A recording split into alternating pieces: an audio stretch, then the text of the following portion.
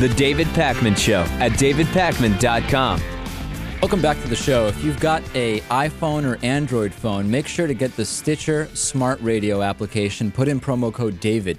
We'll automatically add David Pakman Show to your favorites. And you'll also be entered to win $100, Lewis. It's fantastic stuff. Stitcher.com/David Pakman Show. I've been thinking more and more about the Republican field for 2012. I kind of have the sense that Mitt Romney, as of right now, is the best chance that Republicans have, although that may change. It's still very early on.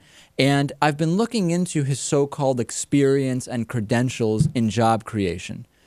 The thing is, the more I look into it, the more clear it is he doesn't have that much experience, at least not positive experience, and his credentials aren't really up to par when it comes to job creation. When Mitt Romney was governor of our home state here of Massachusetts, Massachusetts was ranked 47th out of 50th in job creation, which means that while he was governor, Massachusetts was the fourth worst creator in jobs.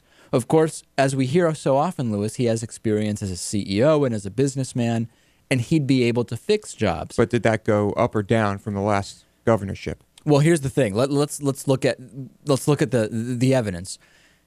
Mitt Romney did create jobs while he was here. In other words, it's true that when Romney took office, Massachusetts was losing jobs, okay? And we could point to the greater economy at the time. When Mitt Romney left, Massachusetts was gaining jobs. So the job situation clearly did improve. The argument to be made and to really pay attention to is that Massachusetts' job recovery was significantly slower than in other states. In fact, it was slower than in almost every other state. Okay, so we have to say, well, there was a broad-based job recovery. Let's look at how Mitt Romney managed it. And you would think, in such a positive economic situation as the one where Mitt Romney governed over the state of Massachusetts, wouldn't all of his CEO experience and credentials on job creation make it so that he could get Massachusetts up past 47th in job creation? Is that an unreasonable question to ask? No. You're allowing the question. I'm allowing it, yeah. Which states did worse? Ohio, Michigan, and Louisiana. Okay, in other words, two Rust Belt states and another state that lost its biggest city to a hurricane.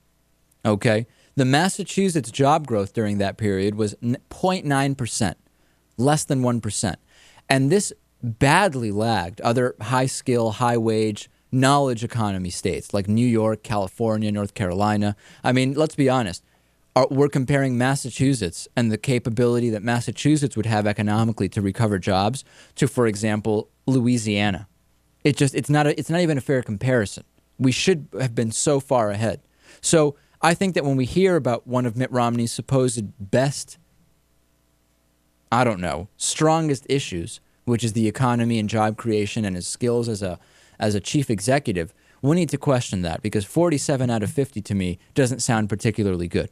No. But of course, every Republican candidate is, their main talking point is job creation, debt, the economy. Job creation, debt, the economy. Well, I'd love to hear exactly what they're going to do, because a lot of their None records... of them can tell you what they're going to do. Herman Cain won't. And it doesn't matter what they're going to do, because as long as they keep saying those three things, people will love them. What will happen with Romneycare? I mean, we have talked many times about how while Mitt Romney was governor of Massachusetts, he presided over the instatement of a health care policy that in many ways resembles the Obama health care reform policy, which Mitt Romney himself was incredibly critical of. And we have heard from a number of supposed Republican strategy experts that Mitt Romney will have to distance himself from that policy. What's incredible about that is that Massachusetts has the highest insured rate in the country. Last I checked, I believe it was 98.5%. So again, his job creation credentials don't stand up. The healthcare thing would be argued as a very positive thing by many. Mitt Romney may have to distance himself from it to even have a chance. 98.5% insured, and Mitt Romney is going to have to step away from that. I'm very curious what's going to happen with Romney. I really don't get where we're going. Well, he can't step away from it. He has to defend it. Which is what he's been doing.